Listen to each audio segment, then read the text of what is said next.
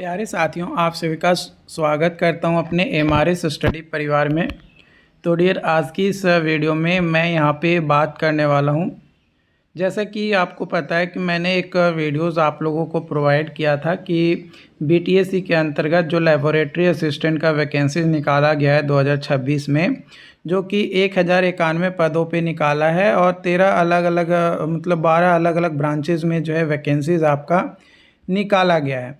तो ये जो वैकेंसीज़ आपके निकाले गए हैं उसका मैंने आपको डिटेल में बताया कि किस क्वालिफ़िकेशंस पे आप फॉर्म को भर सकते हैं। मैंने बताया था कि अधिकतर फॉर्म जो भरने के लिए बोला गया है वो आप डिप्लोमा इन इंजीनियरिंग है तो आप भर सकते हैं, लेकिन एक वैकेंसीज ऐसा है जो कि आपका ग्रेजुएशन विद फिजिक्स, मैथ्स और केमिस्ट्री में है तो आप भर सकते हैं, जो कि साइंस के लिए था, है ना।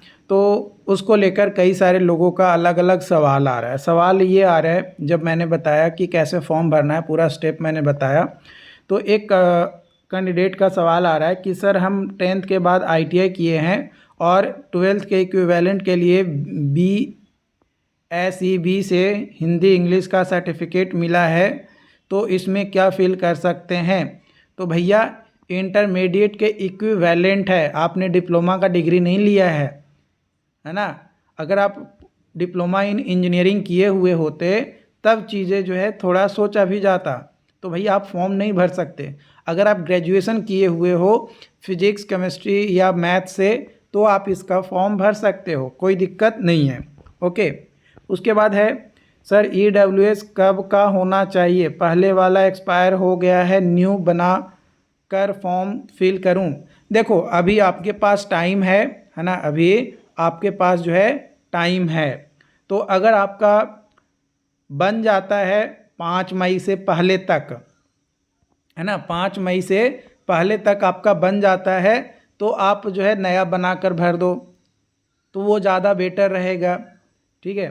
उसके बाद अर्चना कुमारी का सवाल है कि एज बढ़ना चाहिए। देखिए अर्चना जी, आपको लगता है कि एज बढ़ना चाहिए, बट क्या आप कैटेगरी का यूज नहीं ले सकते हैं। जो एज रिलैक्सेशन आपका दिया जाता है आपका बिहार में, OBC का, SC का, ST का, तो आप उसको यूज करके आप अपना एज रिलैक्सेशन ले सकते हैं ना। एज बढ़ाने का कोई मतलब ही नहीं है। आप एज बढ़ाने का क्या है, एज जो रखा गया है, एक लिमिट रखा गया है कि भाई अब जो लिमिट दिया गया है उससे भी और एज आगे बढ़ना चाहिए। क्या बढ़ना चाहिए, मुझे नहीं लगता है। उसके बाद है क्या लैब असिस्टेंट साइंस में बीटेक वाला अप्लाई कर सकता है क्या। तो देखो, लैब असिस्टेंट साइंस में बीटेक वाला, देखो अप्लाई तो ऐसे जनरली नहीं कर सकता है, क्योंकि यहाँ पे बोला गया है कि ऑनर्स पेपर जो है आपका फिजिक्स, केमिस्ट्री, मैथ्स में होना चाहिए। बट अगर आप चाहो तो आप फिल कर सकते हो, अगर आप चाहो तो फिल कर सकते हो।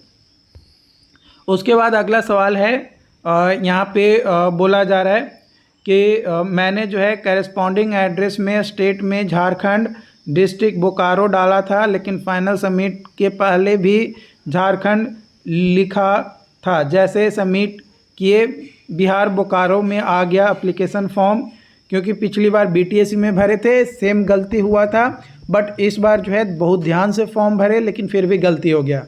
तो देखो, दो चीज़ आप यहाँ पे गलती कर रहे होगे। पहला, है ना, पहला कि आप जो है कैटेगरी का लाभ ले रहे होगे, है ना, आप कैटेगरी का लाभ ले रहे होगे। परमानेंट एड्रेस जो है आप बिहार का डाल रहे होगे, लेकिन कैरेस्पॉन्डिंग एड्रेस जो है आप झारखंड का डाल रहे हो।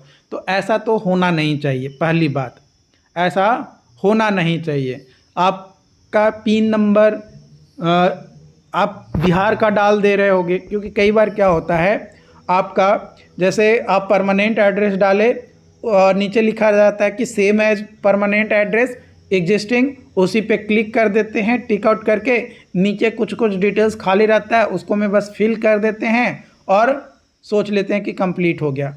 गलती कहीं ना कहीं आपने किया होगा। ऐसा हो ही नहीं सकता है कि आप झारखंड डालो और बिहार में आ जाए। ठीक है, आप पिन कोड बिहार का रखोगे तो भैया बिहार में ही आपका आएगा ना। आप पिन कोड झारखंड का डालोगे तब तो झारखंड का आएगा।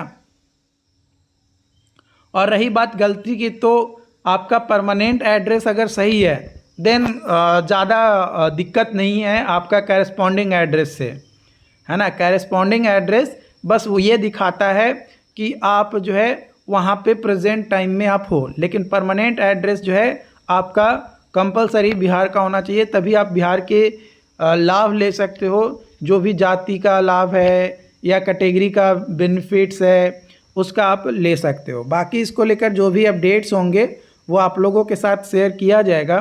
चैनल पे जो लोग भी पहली बार आए हैं चैनल को सब्सक्राइब जरूर कर लीजिएगा। मिलते हैं नई वीडियो में नई अपडेट के साथ। Thank you so much.